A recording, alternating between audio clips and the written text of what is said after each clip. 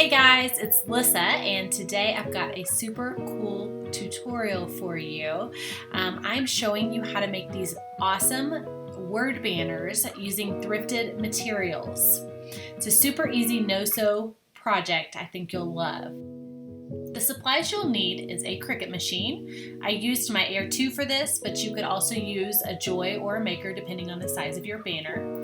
A light grip mat, a Cricut Easy Press and the pad. You're going to need Cricut iron-on material, Cricut weeding tools. I thrifted some old linen napkins from the thrift store. It cost me about $1 a piece.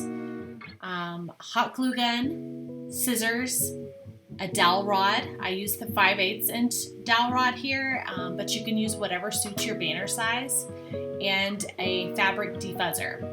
My fabric was in pretty good shape, but it did have a little bit of pilling on it. So I used the de-fuzzer to pull that pilling off, which was also necessary to get the iron-on to stick well. Now for your fabric, you're going to want to look for something that has a trimmed or sewn edge so it looks nice and finished. That's part of the benefit of this being a no-sew project to me, is that someone has already done the sewing for you. So you can look around your thrift store. You might want to check for tablecloths, placemats. These napkins worked perfectly. Mine were about 18 inches square, so I had several options, several corners that I could choose for the bottom of the banner, and that's what makes it look nice and trimmed and professional. So here's your supplies. Let's get started. So we're going to start out in the Cricut design space, and I'm going to start out typing the phrase that I want to use on this particular banner, which is "Live the life you've imagined." Now, real quick, I want to show you a really cool website that I found that helps me really narrow down the font that I want to use. It's called wordmark.it. And you literally just type in the phrase that you want. And as long as you allow it access to your computer to see what fonts you have installed, it will show you that particular phrase in all of the fonts that are currently installed on your computer. How cool is that? So you can literally just scroll through. I've got my letters typed in all caps here because I know I want all caps for this particular design. But if you type in your phrase not in all caps, you'll see more options. Basically, the website is taking out all of the options that don't have an all caps option for this particular phrase. But basically, you just scroll through and you can select the versions or the fonts that you like. And once you're done with that, you can go up to the right-hand corner where you see that button that says Filter Selected, and it will filter through and show you only the fonts that you've selected and obviously what that font is. So that's really, really handy. I've used it in design work a ton, and it's just made things really quick, and I have found that it seems to move a little bit faster than scrolling through the font previews on Design Space. So here I am scrolling all the way to the bottom because, like a good shopper, I can't help but have to look at everything before I make my final decision. So I've got a few selected, and here in a second I'll be pushing that Filter Selected button to see my finalists for this particular phrase.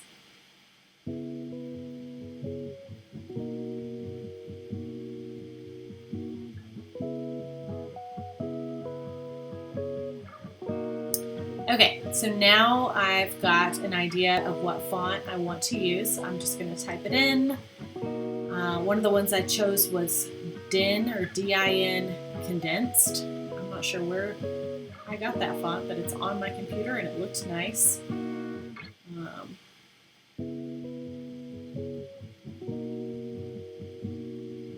Oh, there you go. There's the Filter Selected button. So now I'm typing it in. It's going to show me. Oh, I had it on just the Cricut fonts. So I had to select all my system fonts. There it is. Now it's going to show me the preview. That looks pretty good, but I think I might want to check another of my favorite just sans serif fonts, which is Hanley. This is a font I purchased on creativemarket.com, and it has paid off so many times. I love this font. It's got great weight to it. I like how even it is. And I think I'm going to stick with that. So now I'm going to align everything to the center and extend my spacing a touch.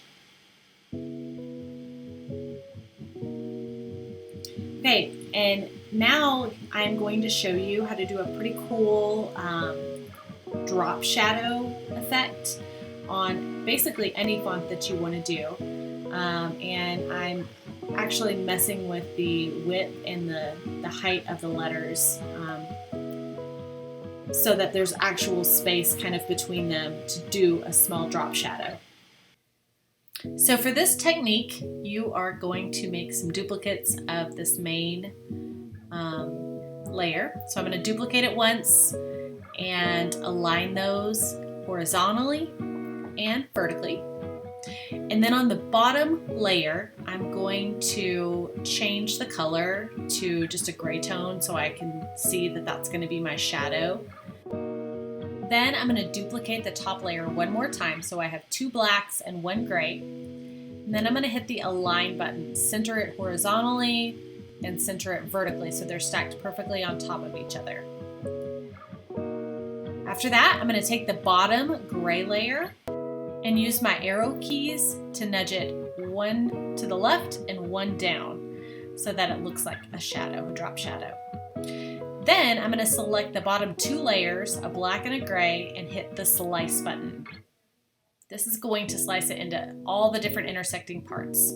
So now my full perfect top layer is on the bottom here. You can see it, the big L.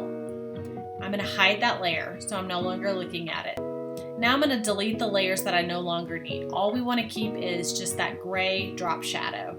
So you can kind of figure out which one it is by clicking on and off the eyeballs.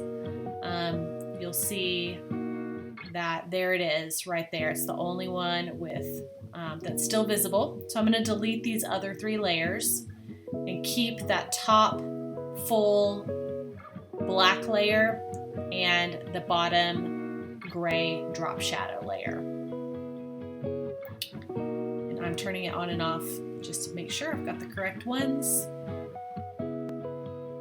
Trying to rearrange the layers right here. That needs to be done over in the toolbar.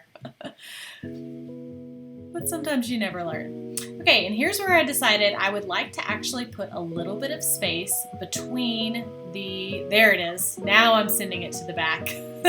That's how you get the shadow layer actually on the bottom, is with the arrange tool. So I decided I wanted to have a little bit more space between the drop shadow and the top layer text, just for a bit more drama. So I'm nudging a little bit more, dragging it away so that there's that thin just line right there. When I'm happy, I'm taking both layers and sizing them to the appropriate size for my banner. Obviously, you're going to want to kind of have an idea of the size of your banner before you actually cut your iron-on material. I'm going ahead and saving this, and you'll be able to download this and use this specific design in Cricut Design Space. I'll link it in my blog post. Okay, so I've got my iron-on the light grip pad or mat, and you want to make sure that the non-shiny side is facing up. The shiny side is actually just the transfer medium. So here we go, I've got it loaded into the machine, and I'm just waiting, making sure that I've got the proper materials. Always check the mirror button when you're doing iron-on. Almost forgot that this go round. And now we're going to start cutting, and obviously I'm going to speed this part of the process up a ton. So if you're following along with me, you may want to pause the video for just a second. figured you didn't need to see this part or have it commentated.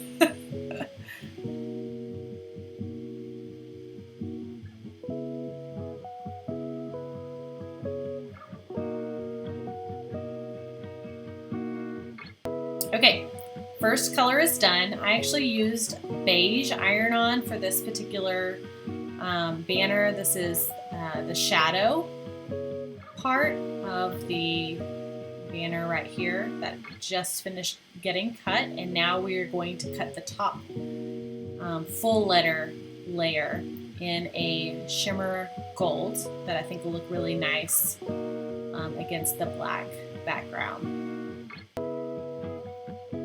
So again, making sure that the mirror is on and that your shiny side is facing down onto the mat.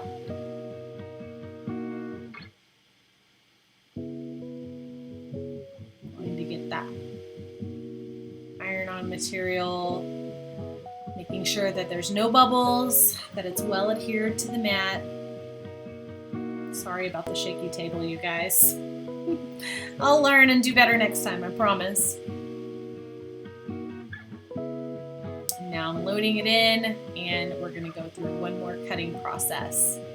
I love that Cricut automatically does the sorting of colors for you and just takes so much thinking out of the process. It's one of my favorite things about the Cricut. Okay, in record time, obviously sped up, that is finished. So we are done with the cutting portion. And now I'm going to start weeding the iron-on material. Now obviously this is very sped up as well, but I do love getting to weed the iron-on material because it's so satisfying.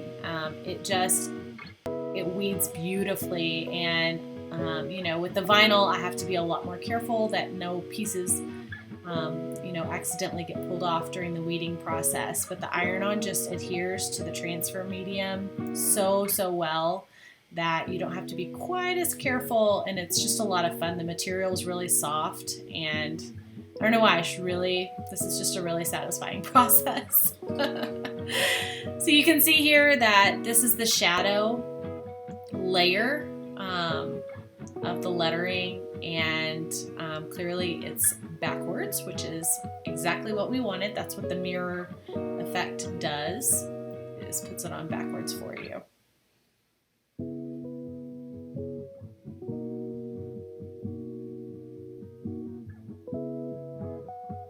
Okay, there's our shadow. I'm gonna go ahead and cut off the excess shiny stuff. And then here is the main letter layer.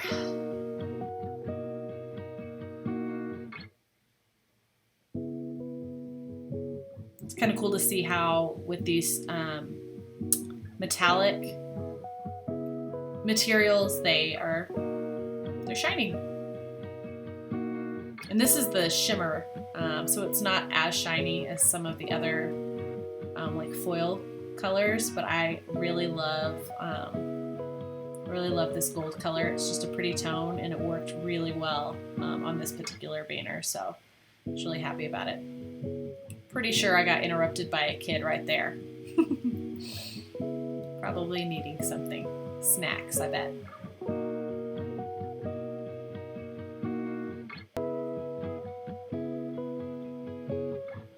So you can see I got pretty rough with it here. This material is just amazing that it can withstand the way I'm pulling on it and still look great. Wow. Okay, so now I'm going to take my weeding tool and pull out the centers of the letters that are still left right there.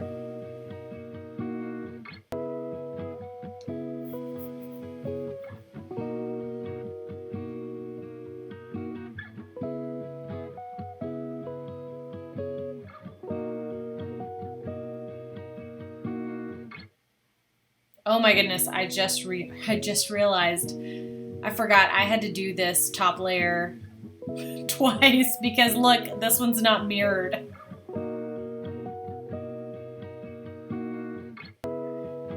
So yeah, when we catch back up, I forgot that I basically had to do a second round of the gold because I forgot to click the mirror button, you guys. This is your lesson. I'm doing it wrong for you so that you know. Okay, so now it's time to actually create the banner out of our material and get the iron-on pressed onto the banner. So here is one of the napkins I thrifted. It's just a black linen napkin. This particular one was 18 inches by 18 inches. And it was in pretty good shape. I did have to de-fuzz it a little bit with the like a laundry cloth de-fuzzer, which was necessary because the iron-on would not have stuck near as well had I not done that. So I'm getting my easy press preheated. It's sitting in the base, which means it's not going to burn anything. And I found a different colored marker so that I could mark my cloth and still be able to see it. So I found a gold paint pen. Okay, so now I'm looking at the material and choosing a corner I like the best. A few of them were a little bit frayed. So you want to pick a corner that you like the best to be as your bottom, the bottom corner of your banner. And depending on what size you want your banner to be, you'll change this or alter it to your needs. But I chose to measure out 8 inches from the bottom of the main corner that I want to use for the bottom of the banner. So I measured out 8 inches on one side and put a dot, and then I'm measuring out 8 inches on the other side.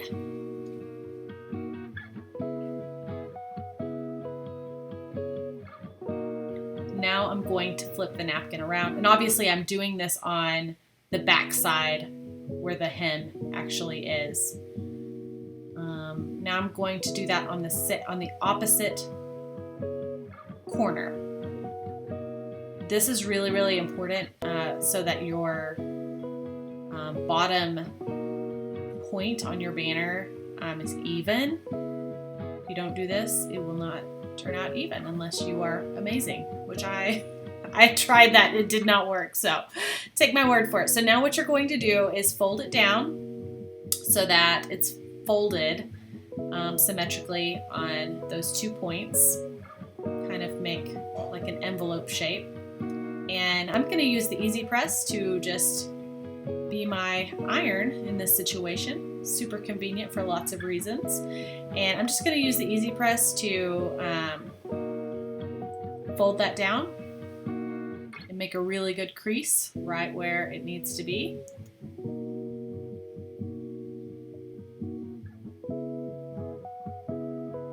I love the easy press because it heats up so quickly. I also love the fact that it has like some good safety features. It'll start beeping at you if it's been on for a while and it senses that maybe it needs to shut off. Wow, look how hot it gets. But it creases it perfectly for me.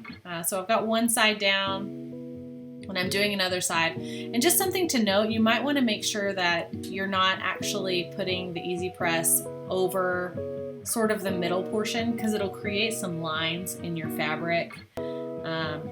I tried to keep it as much just on that crease as I possibly could so that it didn't create just kind of weird impression lines from the back side of those corners, if that makes any sense at all.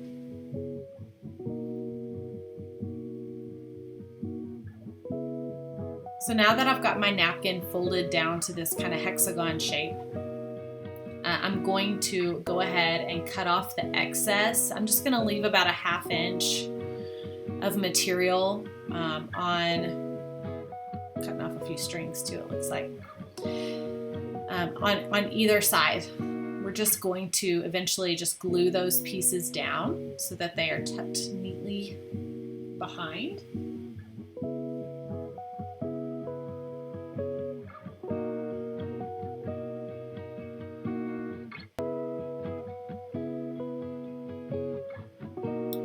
side one.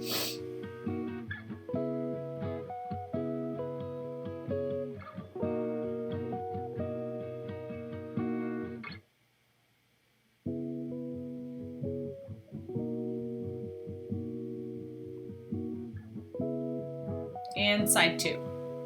Okay, so at this point I chose to hot glue these sides down, and you guys don't do this until after you do your iron-on. I did not notice it on this particular banner, but once I did a lighter colored one, I realized that when I placed my iron-on with the easy press actually kind of melted the hot glue that was already down in these creases right here, and it bled through. So in order to prevent that, just don't do this part until after you've placed your iron on. It's totally possible to do it. I'm just applying a very thin line of hot glue and pressing it gently so that it doesn't seep through. I also would suggest testing your, using like some of your scrap fabric and testing to make sure that that hot glue is not going to bleed through your material. Okay, so now it's time to do the top flap. So I'm going to just basically take the corner I'm not going to use and fold it over, making sure that there is plenty of room for the dowel size that I selected. And here is me measuring and double checking. There is my iron-on, just making sure that I've got plenty of room, that it looks the way I want to look before I actually cut this portion. I'm so sorry about the shaky table. So now I'm going to flip it over, and everything looks good. So I'm going to cut off the kind of triangle piece where that corner is and just leave it a flat, straight line.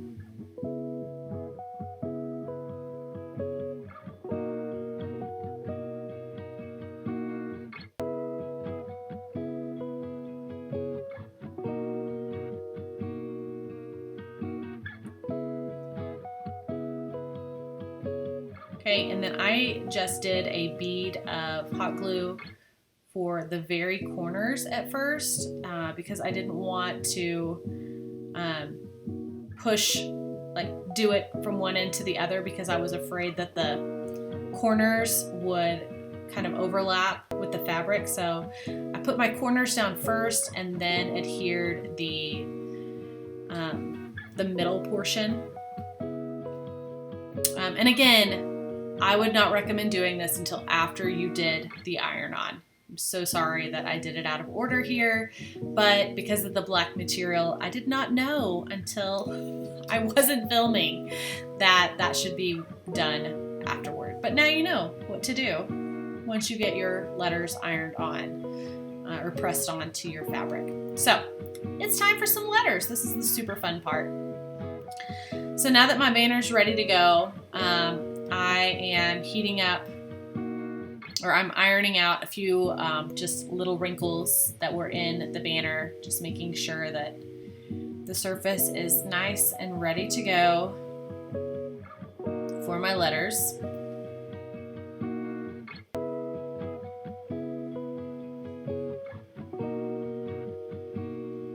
I'm going to go ahead and press the bottom too. It's a tad wrinkled.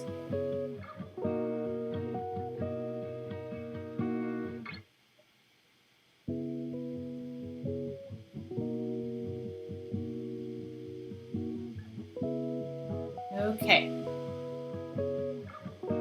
so just making sure my fabric is nice and even, that it's as square as it possibly can be on that easy press pad. And we are ready for letters. So obviously I'm going to do the shadow at the bottom, or first on the bottom layer, so that if for any reason there's overlap or anything, there won't be with this one because I've designed space in between. But just in case there were, it would still be okay. And I noticed there's still some iron-on material over here on the right side, so I'm just going to cut that off with the transfer medium.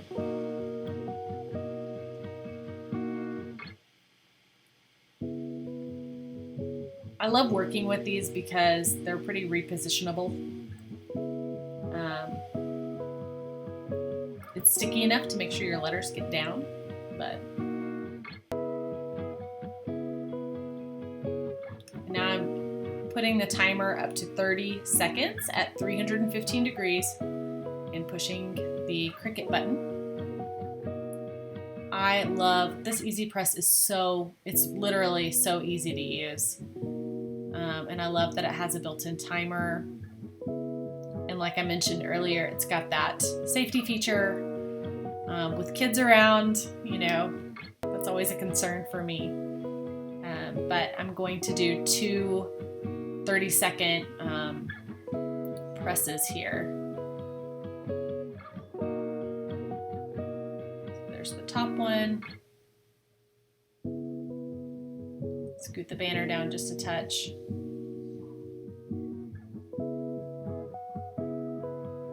And we'll do the second one.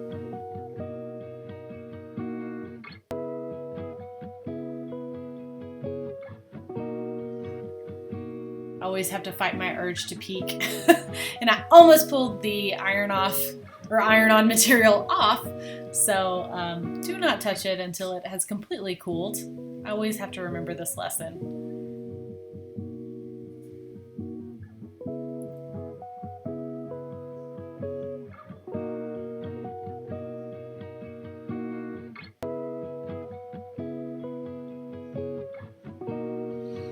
Okay. So now everything has cooled and I can remove the transfer, and it just removes so beautifully. Looks really, really good. So now it is time to place the top layer on top of this bottom layer. And this was quite a bit more challenging than I expected it to be, mostly because I made my design a little bit more difficult and wanted to include like a little space between the drop shadow and the top lettering layer. So here I am trying to place the top layer perfectly to where there's just the right amount of space between both layers, and I'm speeding it up because I fiddled with this for quite a while. I do love the fact that you can kind of mess with the iron-on material and it doesn't, you know, it's not like it's kind of removable and repositionable if you need it to be. However, I finally decided to cut off the words individually so that I could place each of those individually, and that worked really, really well. I don't know if the fabric kind of made it shift a little bit or what, but I was much more satisfied with doing it this way.